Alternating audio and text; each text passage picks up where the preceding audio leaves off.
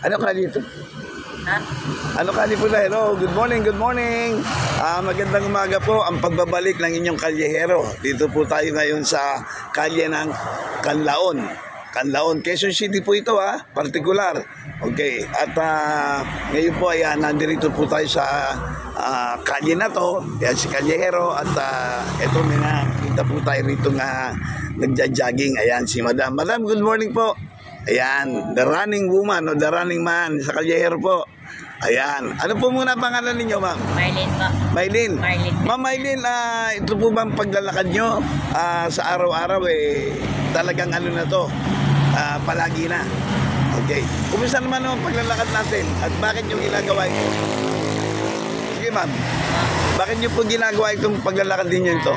Para makatulong sa kalusugan po. Ano pa? Kasi dati may sakit pa ako sa puso.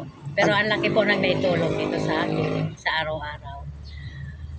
Dati po laging mabigat ang pakiramdam ng dibdib ko. Pero sa araw-araw na ginagawa ko, nagpapaaraw, naglalakad. Ngayon po, hanggang ganan po ng pakiramdam ko. Napakalaki po talaga na ito. Anong oras po ka nagsisimula maglakad at hanggang anong oras naman natatapos? 7 to 8. Yung may araw na po. Tulad ngayon, ang ano natin, di ba? Mataas ang araw natin. Paano yan? Marami naman po puno banda dito Maganda po maglakad dito kasi ang dami po puno sa lugar na to. Mga ilang araw nyo na po o taon na ba o Monday buwan? to Friday lang po. Mga ilang ano nyo na po, ilang taon nyo na po ito na gagawa? Since when? Since po na-atake po ako sa puso, tapos sinubukan ko na po talaga araw-araw maglakad. At saka yung diet. Ay, Okay. kasama yun. Ano pa masasabi ninyo sa mga naglalakad na pang-araw-araw dito sa kalye? Ano pa? Tuloy lang po natin ang paglalakad. Napakalaki ng tulong sa ating katawan. Nahihikayat nyo ba yung inyong mga mahal sa buhay na maglakad din? Ay, Hinihikayat ko rin po. Pero ngayon, kayo mag-isa lang. Ay, Okay. So basta ika nga ang payo natin sa ating mga dabarkads na palagi silang maglakad po, mag-exercise. Napakalaking tulong po sa ating katawan.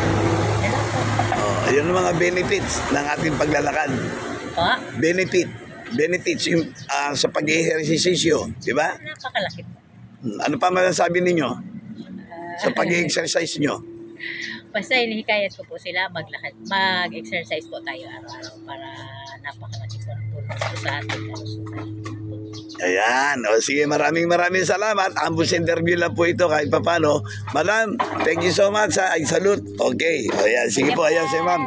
Ayan. Kahit lakad-lakad lang, hindi naman kailangan tumakbo. Ayan o. Ayan si ma'am na nakita po natin dito sa panulukan po ng Quezon City, particular sa may Canlaon. Ayan po, iikot po yan. Mga dabarkads dito po, maganda pong maglakad dahil medyo ika nga maluwag yung kalye, no? Ayan, no? Kahit pa paano, kita nyo naman ang oras na. Alas 7:30 na ng umaga. O, tingnan nyo naman, ayan, maganda ang kalye. Ayan, okay? Kaya kung kayo particular dito sa kalye na to, Canlaon, ayan, dito po kayo mag-jogging, maganda po. At maraming puno, ayan o. Nakita nyo naman yung mga puno, di ba? O ayan. Hindi kayo masyado maiinitan. Kung di ba napapagod kayo, o hindi katulad sa ibang lugar natin, talaga namang direkta yung araw.